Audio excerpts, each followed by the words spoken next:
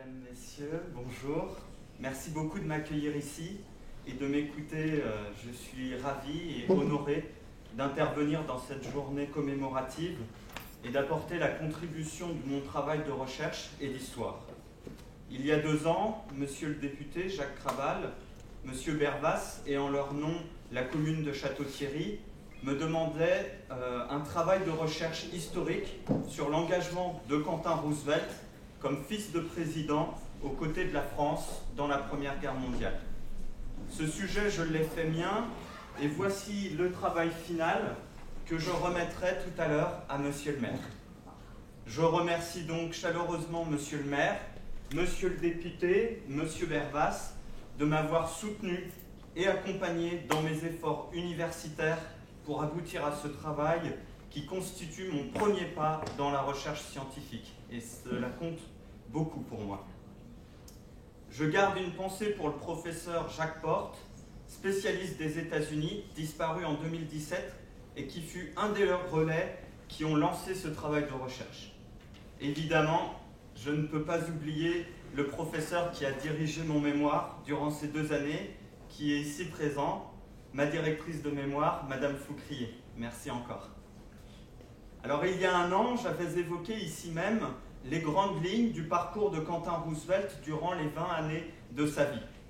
Et le sujet que j'aimerais aborder avec vous aujourd'hui, ce n'est pas tant la vie de Quentin Roosevelt, mais sa mort. C'est ce moment très particulier qui a cristallisé des émotions suffisamment fortes en France et aux États-Unis pour que 100 ans, jour pour jour après sa mort, nous soyons rassemblés ensemble pour commémorer son action et son sacrifice. Et comme l'indique le titre du poème de Neil Feather, écrit en 1918 en l'honneur de Quentin Roosevelt, Quentin est mort, mais sa mémoire, vit pour longtemps. Quentin Roosevelt est mort le 14 juillet 1918, abattu par un avion allemand. Il meurt en réalité au moment charnière de l'intervention américaine en France. L'armée allemande effectue depuis le printemps 1918 une série d'offensives pour essayer de briser les lignes alliées avant que les troupes américaines, qui s'amassent et s'entraînent depuis l'été 1917 en France, ne soient pleinement investies dans les combats. Et c'est au cours de cette dernière tentative allemande pour remporter l'action de la guerre qu'a lieu, en juin 1918 notamment, les combats du bois Belleau, non loin d'ici. Alors pour introduire ce sujet grave, j'aimerais me saisir d'un document, parmi tant d'autres, anonyme, qui raconte un tout petit morceau de la mort de Quentin Roosevelt, mais qui en révèle en même temps la complexité et l'ampleur de son impact dans les sociétés en guerre. Alors le voici, ce document. Il s'agit d'une carte postale, a priori anodine, envoyée par une famille française, peut-être une mère ou un père de soldats français morts au front. La carte est envoyée vers 1919 et elle représente au recto un bas-relief de l'Arc de Triomphe à Paris, qui est le champ du départ, sculpté par François Rude vers 1833. L'expression représente ici une scène du récit national républicain français, qui est l'hymne de la Marseillaise, chanté par les volontaires pour l'armée du Rhin en 1792, en route vers Paris. Et cet élément très symbolique pour la France, il est envoyé à une famille américaine, donc il y a un décalage, mais ce mystère, il se dévoile naturellement au verso de cette carte, où on peut y lire d'abord des vers de Victor Hugo. Ceux qui pieusement sont morts pour la patrie ont droit qu'à leur cercueil la foule vienne et prie. Entre les plus beaux noms, leur nom est le plus beau, toute gloire près d'eux passe et tombe éphémère, et comme ferait une mère, la voix d'un peuple entier les berce en leur tombeau. Suivi de cette ligne, toute mère française ayant donné son fils pour la patrie, a reçu du gouvernement la reproduction de ce bas-relief portant ces vers de Victor Hugo et la date de la mort glorieuse.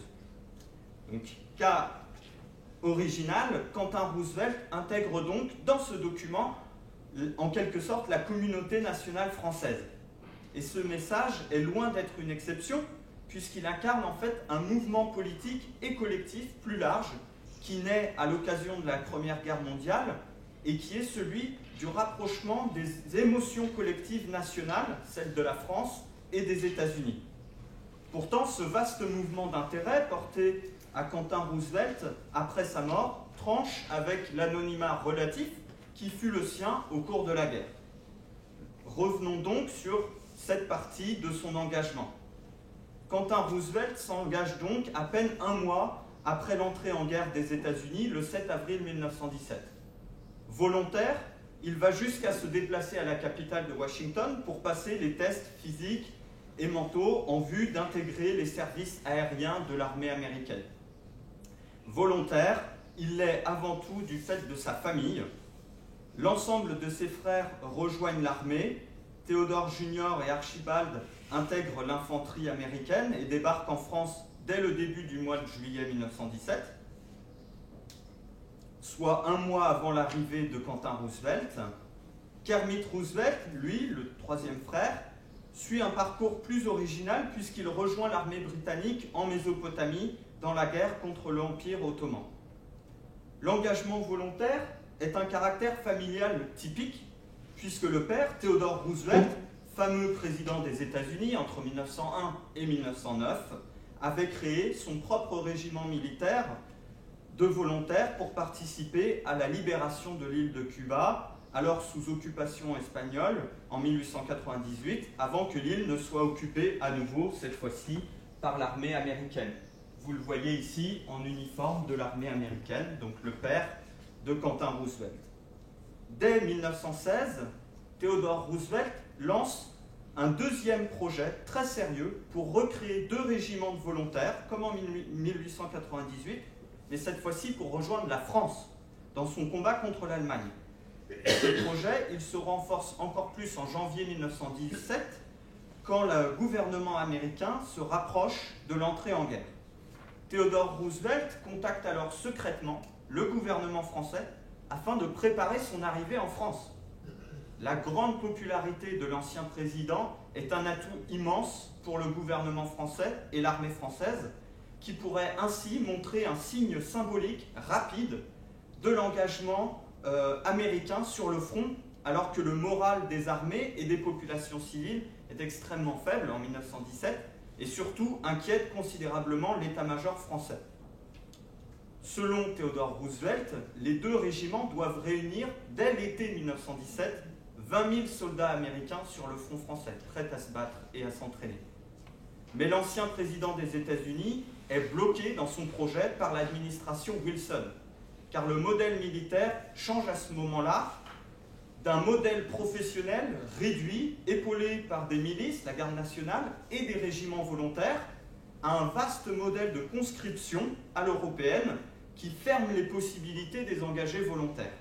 L'armée américaine passe de 133 000 hommes à 4 millions de soldats en 1 an et demi. C'est-à-dire qu'elle incorpore en fait près de 4% de la population américaine. C'est énorme.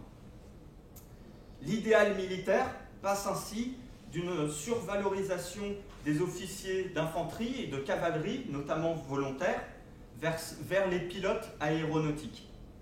Et c'est un mouvement qui est d'ailleurs général à l'aviation européenne et qui s'oppose en fait dans ses représentations aux conditions de combat, de masse et à l'anonymat meurtrier au sol dans les tranchées. L'aviation, et plus spécialement la chasse aérienne, représente par les duels aériens singuliers l'individualisme et le contrôle du guerrier sur son destin, des valeurs très fortes. Le corps des pilotes de guerre américains est composé jusqu'en 1919 d'étudiants volontaires issus des universités et des familles aisées qui reproduisent les cadres de pensée du combat volontaire exalté au XIXe siècle, et c'est particulièrement vrai pour Quentin Roosevelt. Le pilotage aéronautique, issu du sport des élites, est alors perçu comme l'incarnation du duel chevaleresque, comme vous pouvez le voir sur cette affiche de recrutement américain. Mais l'aviation est également un sport dangereux, sans cockpit pour protéger l'aviateur, ni radio pour transmettre, sans masque à oxygène, à des altitudes qui peuvent atteindre plusieurs milliers de mètres, et des pannes fréquentes qui peuvent rapidement conduire à la mort, l'aviation demeure un outil extrêmement incertain. En avril 1918, Quentin Roosevelt a d'ailleurs un grave accident au cours duquel le moteur de son avion s'enflamme et menace de le tuer. Heureusement, un arbre amortit sa chute. Vous le voyez ici, au camp d'entraînement d'Issoudun dans l'Indre, 1917 et 1918. Un pilote français calcule d'ailleurs que la durée moyenne sur le front d'un chasseur n'excède pas alors 6 semaines. Cette activité, elle n'en demeure pas moins réservée à l'élite, parce qu'elle assure la reproduction des distinctions sociales dans les armées. Les conditions de vie et d'accueil des pilotes d'aviation sont tout à fait autres comparées au reste de l'armée. Et Quentin Roosevelt a tout le loisir d'expérimenter ces conditions après son débarquement en France en août 1917. Si parfois les conditions de logement peuvent être difficiles, particulièrement durant l'année 1917, lorsque l'armée installe ses équipements, la vie est tout à fait différente de ceux de l'infanterie sur le front. Un camarade de Quentin Roosevelt, Hamilton Coolidge, qui est lui-même fils du futur président des États-Unis, Calvin Coolidge, donc ça vous donne une idée du milieu social des pilotes d'aviation, l'admet dans une lettre de juin 1918. Je le cite, « C'est une vie extraordinaire et très différente de ce que je pouvais imaginer du front. Il y a peu de bruit, mis à part quelques tirs d'artillerie occasionnels. Nous avons de magnifiques quartiers et la nourriture est délicieuse. Même des bains, douches, chauds et froids. D'autres fronts ne sont pas aussi beaux. » Vous pouvez l'apprécier, Quentin Roosevelt vit depuis son débarquement en France jusqu'à sa mort une expérience élitaire du combat, éloignée de celle des soldats de l'infanterie ou de ceux discriminés en raison de leur couleur de peau dans l'armée américaine. Il participe parfois à des dîners mondains organisés dans son régiment ou dans les cercles parisiens où vit sa belle-sœur Eleanor Roosevelt. Ses frères, qui participent à de la première division d'infanterie américaine, sont eux invités, par exemple, à des chasses aux sangliers avec les autorités locales, préfets, officiers militaires français. En parallèle de ces activités militaires, Quentin Roosevelt suit donc largement des activités sociales qui l'ouvrent évidemment à la société française. Mais ce n'est que dans la mort que le pilote d'aviation devient soudainement reconnu très largement aux États-Unis et fait plus intéressant encore en France et en Allemagne.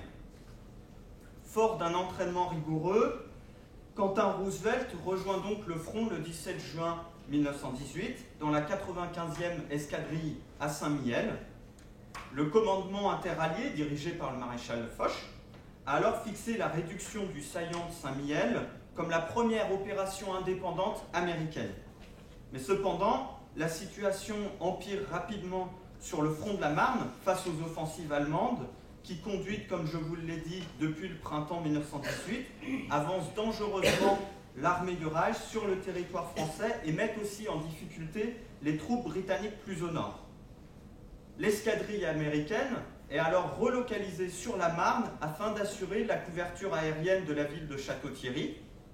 Et le 10 juillet, l'escadrille effectue une première mission en vol où les ordres sont d'assurer la sécurité d'une escadrille d'aviation d'observation qui est chargée de prendre en photo les lignes ennemies en vue de la contre-offensive qui est programmée pour le 15 juillet.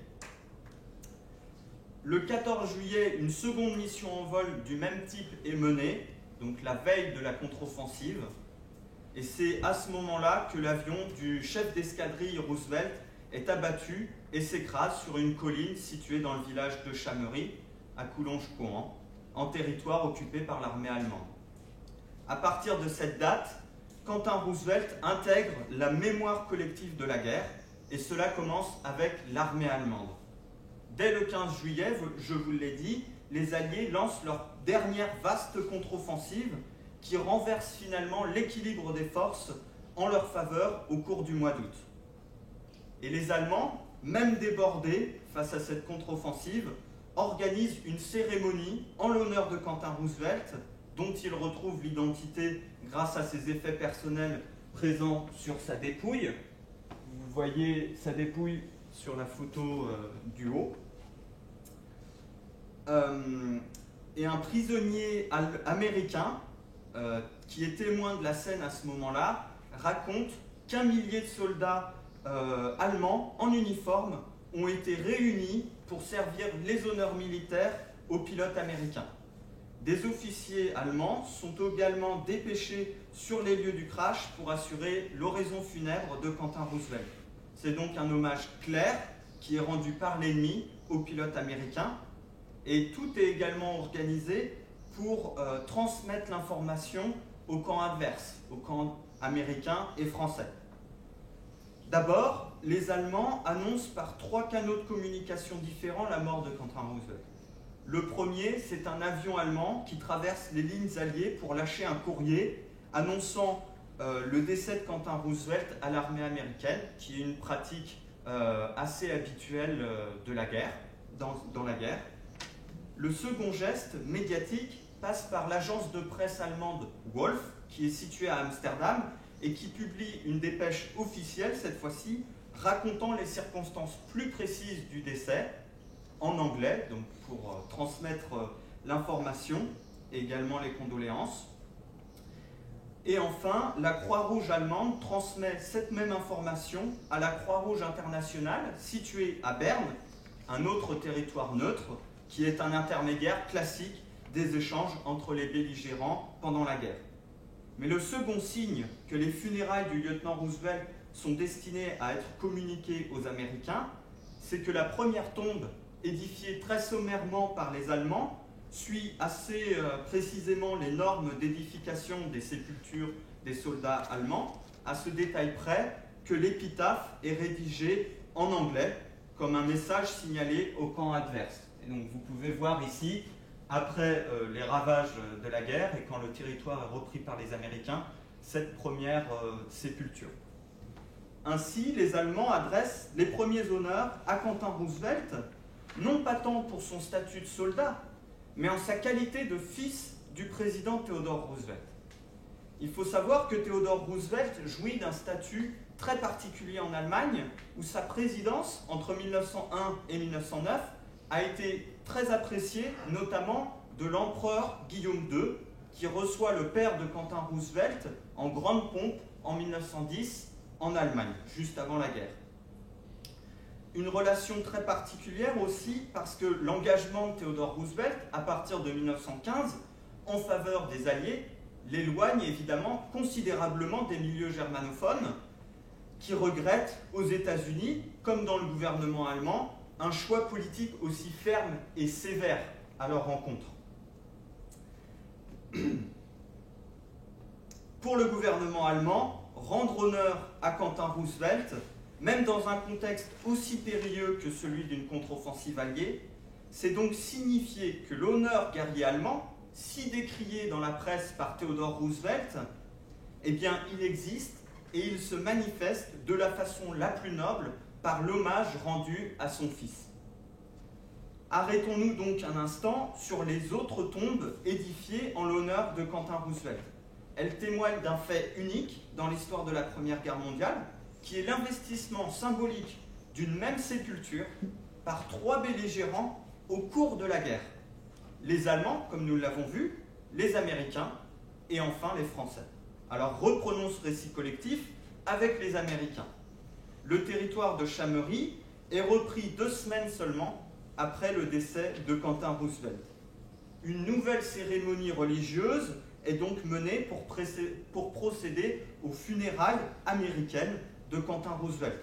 La tombe est alors retransformée, comme vous pouvez le voir sur cette photographie, pendant la guerre, avec, pour marquer l'appartenance nationale de Quentin Roosevelt, avec le drapeau américain et le fusil tourné vers le sol, qui marque la reconnaissance du sacrifice militaire de Quentin Roosevelt.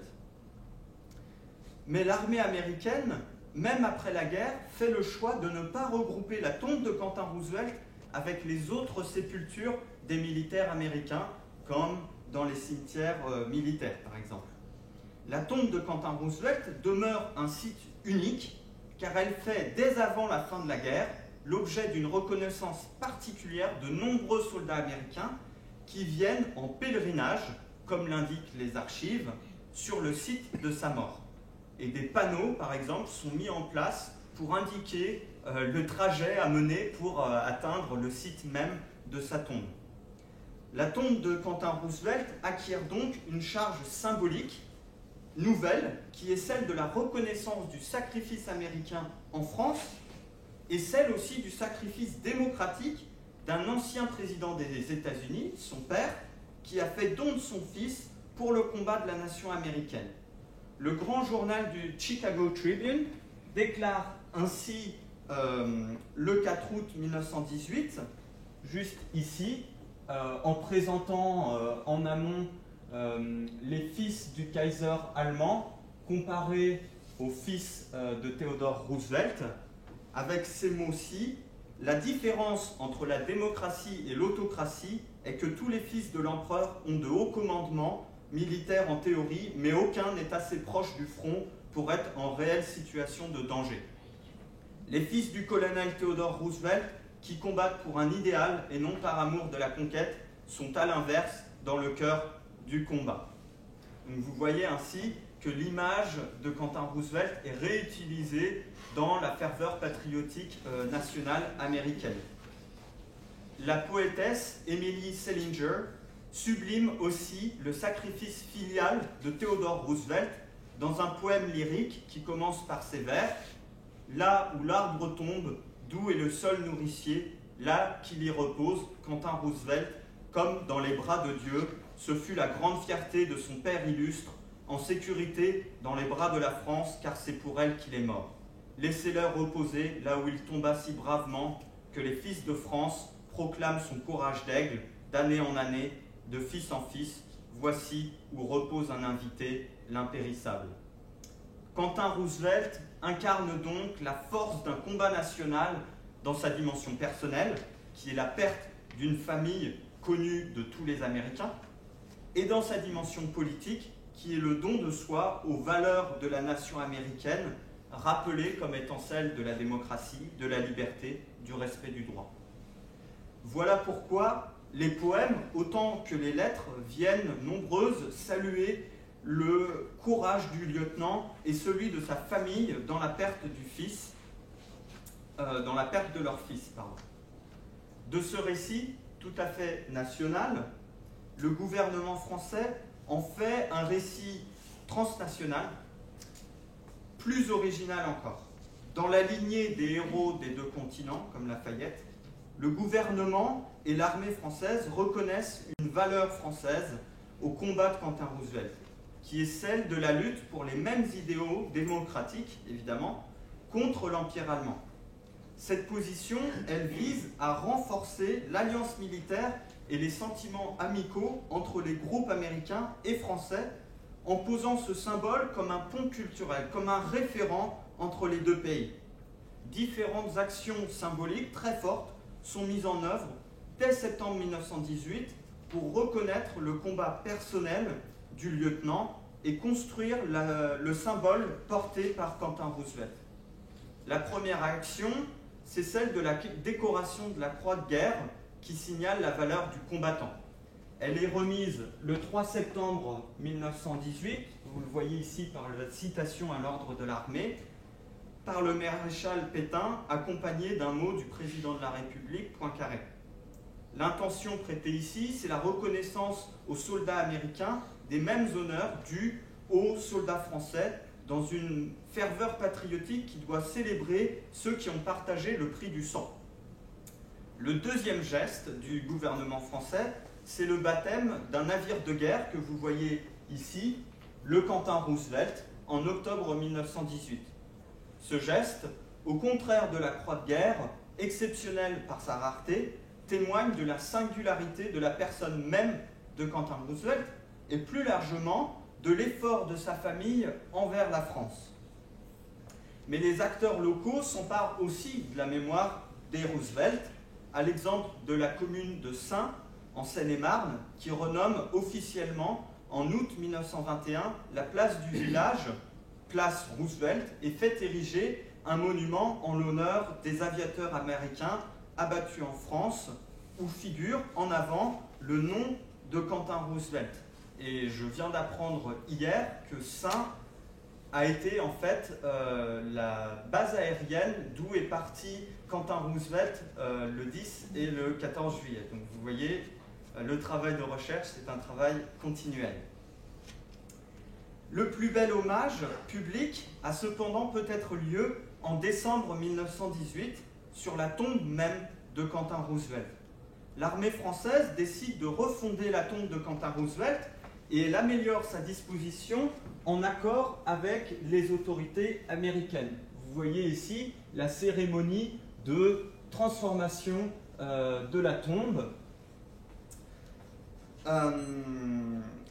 La clôture de branchage est remplacée par une barrière en bois sculpté, une croix sculptée d'envergure de 2 mètres que vous voyez en arrière-plan est dressée à la place de la croix américaine. Des couronnes de fleurs mortuaires sont apportées avec les hommages de l'aviation française. Tous les éléments laissés par les Allemands auparavant, qui avaient été laissés aussi par les Américains, sont retirés. Enfin, une stèle est rajoutée avec gravé l'épitaphe en français, et vous voyez l'importance de la langue, qui indique « Lieutenant Quentin Roosevelt, escadrille 95, tombé glorieusement en combat aérien le 14 juillet 1918, et il précise « pour le droit et la liberté ». Ainsi, c'est l'armée française qui apporte l'intérêt et le soin le plus poussé à la sépulture du lieutenant Roosevelt, affirmant ainsi les liens de solidarité entre les deux armées comme étant des éléments essentiels de la victoire. Alors, quelle est la raison de cet intérêt si marqué de la France pour ce pilote américain, alors que les gestes patriotiques touchent jusqu'ici essentiellement les soldats nationaux? Eh bien, cet investissement pendant la guerre s'explique aisément par la force de l'engagement américain, essentiel et vital aux yeux des officiers français, comme le maréchal Pétain et le maréchal Joffre, et aux yeux du chef du gouvernement, Georges Clemenceau, qui est en contact personnel avec la famille Roosevelt. Or, les États-Unis ont refusé au début de leur engagement militaire d'intégrer l'alliance avec la France, le Royaume-Uni et l'Italie. C'est-à-dire que l'action politique américaine se pense comme libre de son engagement envers ses alliés. C'est pourquoi la première solution qui est envisagée par le Congrès américain, elle n'implique pas d'intervention humaine et militaire en Europe. Elle implique une aide matérielle et une lutte maritime. C'est pourquoi le commandement du corps expéditionnaire américain refuse vigoureusement tout au long de la guerre tout geste qui se rapprocherait d'un amalgame des forces américaines dans les forces britanniques ou au sein des forces françaises. Et de l'autre côté, le commandement français, il demeure tout au long de l'année 1917-1918 extrêmement inquiet de l'état du moral des troupes françaises. Aucune offensive n'est relancée en France car l'état-major craint de briser définitivement son armée. Les renforts humains américains, militaires, mais dans un premier temps surtout ouvriers, deviennent de plus en plus urgents et essentiels à l'effort de guerre dans la fin de ce conflit. Enfin, l'été 1918 est le test du premier engagement massif des forces américaines sur le front. Et ce n'est pas un hasard si Quentin Roosevelt meurt à la veille de la contre-offensive alliée de l'été 1918. Dans ce contexte, où la dépendance entre l'armée américaine se fait sentir dans le commandement français, il devient donc très intéressant pour la France de se rapprocher des États-Unis, non pas par un traité d'alliance, comme je vous l'ai dit, ou dans un commandement interallié militaire, mais au niveau des sentiments de chacun. Car l'intérêt français et la reconnaissance de la mort de Quentin Roosevelt, elle dépasse très largement les cercles institutionnels pour toucher un large public. Par la presse française, qui relaie sur plusieurs mois la mort, la découverte de la sépulture, les réactions de la famille Roosevelt et encore les circonstances précises de la disparition du pilote Roosevelt. Des poèmes français, des lettres françaises sont donc envoyées à la famille dès août 1918. Ainsi, celle-ci, par exemple, appuie sur le caractère privé et modeste de l'émetteur. « Je ne suis qu'un simple citoyen français », raconte Henri des Essarts, l'auteur de ce courrier envoyé à la famille Roosevelt dès le 18 juillet 1918. Un vieillard qui a fait la guerre en 1870. La mort glorieuse de votre fils touche le cœur de tous les Français qui le connaissent. Permettez-moi d'oser vous dire ce que j'entends de tous les côtés. Nous vous admirons, nous vous aimons et nous compatissons à votre douleur paternelle. Ces gestes symboliques, ils contribuent à former un groupe d'émotions transnationales qui est motivé par la mobilisation et la représentation du deuil et de la mort dans les espaces publics et dans les espaces privés, familiaux. Ces communautés transnationales, elles restent très actives après la guerre, motivées par ces sentiments. Edith Roosevelt, la mère de Quentin Roosevelt, fait élever pour son fils une fontaine mémorielle, vous le savez, dans le village où il fut abattu, à Chamery. Dans la ville voisine, ici même, à Château-Thierry, un temple mémorial est érigé en la mémoire des combattants américains morts en France. À l'intérieur, le visiteur peut retrouver la Bible offerte après-guerre par la mère de Quentin Roosevelt, ainsi qu'une série de vitraux très émouvants et en parfaite condition qui rappellent le thème de l'amitié militaire franco-américaine. Cette communauté émotionnelle, d'émotions, elle perpétue au travers des monuments, mais aussi des voyages des mères de soldats, comme celui d'Edith Roosevelt, effectué en février 1919, l'émotion de la perte des soldats lors de la Première Guerre mondiale. L'American Battle Monuments Commission, qui est l'organisation américaine fondée en 1923 pour contrôler la mémoire de la Première Guerre mondiale, recense 900 initiatives de monuments privés, comme la fontaine d'Edith Roosevelt, qui commémorent la mémoire américaine de la guerre en Europe. Mais ces liens transatlantiques, ils produisent un sens qui dépasse la commémoration des morts et des batailles. Les œuvres philanthropiques maintiennent, après 1918, leur effort en France et dans les territoires détruits par la guerre, en Belgique notamment. Il y a par exemple cette action menée en 1923 par un comité fondé par Anne Morgan, l'héritière du financier JP Morgan, qui lance une vaste campagne médiatique pour relancer les liens entre les publics américains et français. Cette campagne, c'est une campagne de dons qui est menée sous l'aspect d'une campagne électorale pour motiver les populations américaines. Donc dans un mode opératoire très innovant, où le but est d'élire des femmes qui travaillent dans des entreprises afin qu'elles adressent en France les messages d'amitié américains. Chaque bulletin de vote représente un don de 10 cents et à la fin de la campagne de dons, plus de 2 millions de dollars sont récoltés et envoyés en France.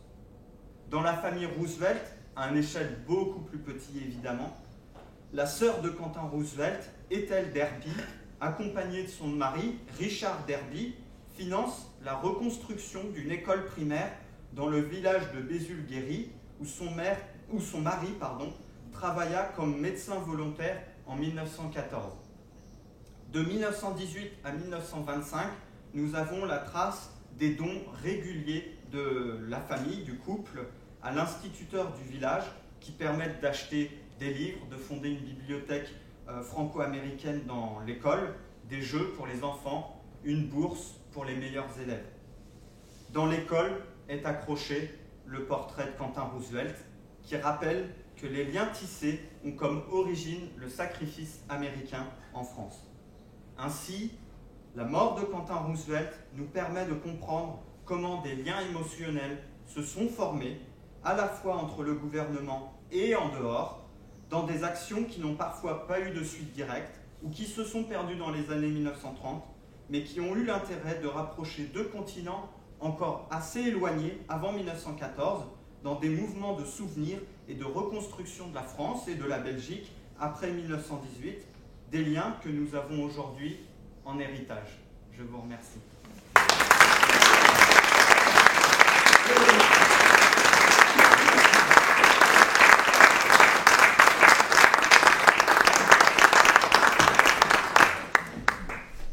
Alors la voici, ma version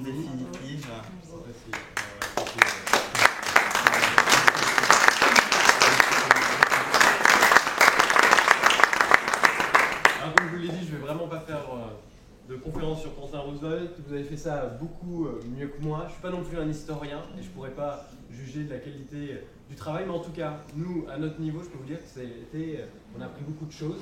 Je vois également qu'il y a eu une grande progression entre la présentation que vous avez faite l'année dernière et cette année. On voit véritablement qu'il y a eu un travail de recherche réalisé pendant une année entière et je tiens véritablement à vous en remercier. Vous le savez, hein, Quentin Roosevelt, Château-Thierry a une attention toute particulière à Quentin Roosevelt, mort sur notre territoire. C'est bien au-delà d'ailleurs de Château-Thierry, hein, c'est tout le territoire du sud de l'Aisne. Nous aussi, nous avons à cœur, vous en parliez, de l'héritage, de faire perdurer cet héritage. Et bien, c'est exactement ce que nous cherchons à faire au travers de ces cérémonies patriotiques. Et puis également au travers de ce gros travail de recherche. Vous l'avez très justement indiqué, c'était une initiative prise par mon prédécesseur de pouvoir vous faire travailler sur la mémoire de Quentin Roosevelt. Vous êtes revenu en particulier sur la suite de sa mort et toute la symbolique qu'implique son décès sur notre territoire dans le cadre de la Première Guerre mondiale. Et moi, je tiens également à vous remercier parce que vous êtes venu plusieurs fois me voir dans mon bureau. Vous savez, c'est parce que des fois, on peut venir nous demander un petit peu d'argent, parce qu'il est normal, une bourse, et puis ensuite, hop, on ne les revoit pas, on ne va pas, et puis voilà. Et là, véritablement, je dois dire qu'il y a eu un vrai souci de votre part, de Vincent Bervas, que je salue, d'être venir régulièrement à notre rencontre, nous dire où vous en étiez, voire même si on avait des suggestions à vous apporter, des directions sur lesquelles on avait un intérêt tout particulier. Ça, je tiens véritablement à vous en remercier, parce qu'on a vu que c'était pas juste un coup comme ça parti, c'était véritablement un travail partenarial, et je tiens vraiment à vous en remercier, et puis tout simplement à vous remercier du travail réalisé avec un mémoire qui est conséquent. Il ne restera pas dans mon bureau, véritablement, c'était également une idée de Michel Fuseli qu'on puisse le relire, surtout qu'on puisse le mettre à la médiathèque, parce que je souhaite que le plus grand nombre de Castel théodoriciens puissent en prendre connaissance. Et encore une fois, un très très grand bravo à vous, on a été très heureux de pouvoir vous accompagner sur ce projet. Merci, c'est moi qui vous remercie. Si je peux ajouter un tout petit mot, de mon expérience personnelle, c'est un geste assez rare d'avoir des acteurs publics qui s'intéressent à des travaux et qui soutiennent des travaux universitaires. Et ça a été mon plaisir et mon honneur de travailler pour des acteurs publics qui puissent partager avec les communautés, la population, et vous tous en fait, un travail universitaire. Donc c'est moi qui vous remercie.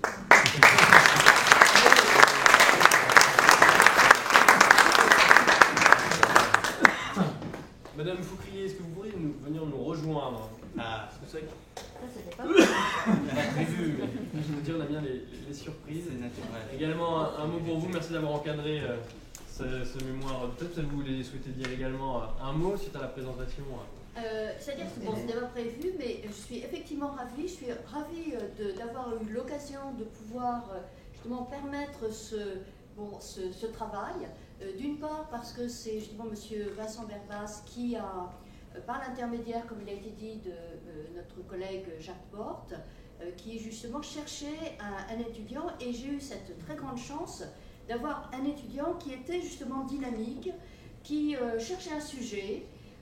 En fait, il s'orientait vers quelque chose de complètement différent, et là, ça lui a donné la possibilité de valoriser le travail qu'il faisait en faisant quelque chose de collectif.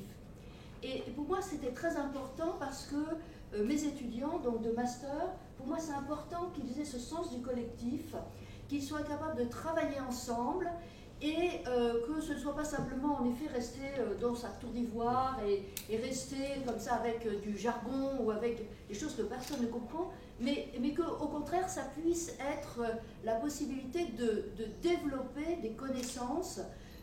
Pour ces connaissances-là, Vincent a travaillé vraiment d'arrache-pied pendant 2 années.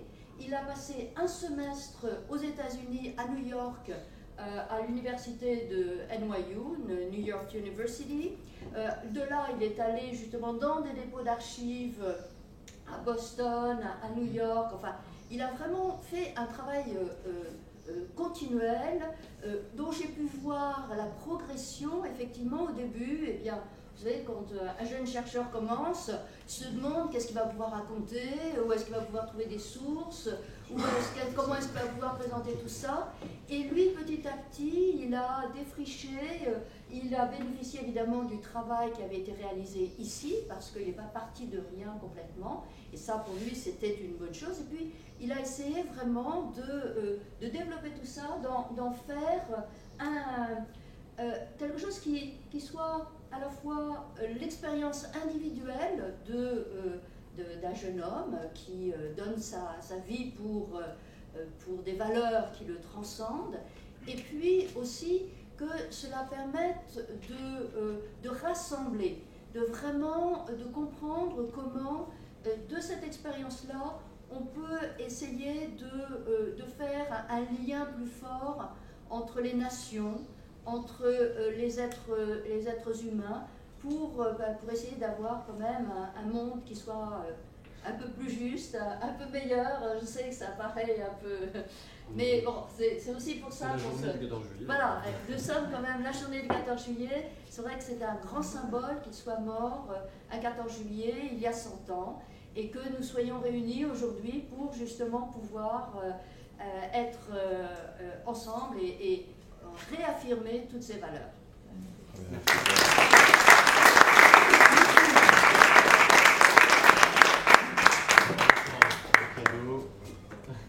Pour fêter votre mémoire et je crois comprendre également votre master en métier.